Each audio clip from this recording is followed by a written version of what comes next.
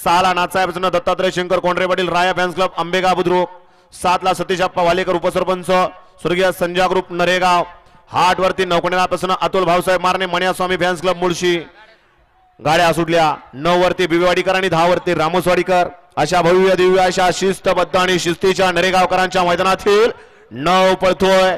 9 मध्ये इकडं 3 वरती गाडी पळते खडकवासलाकरांची, त्याच्या पड्याल तिकडं जांबूवाडीकर अतिशय सुंदर आणि शेवटच्या क्षणाला पड्याल अशिल नाग नागुड्यावर येवलेवाडीचा आणि आड्याल मुळशीची गोळी, दोघांच्यात लढत झाली। कोण झालं सेमीला पात्र?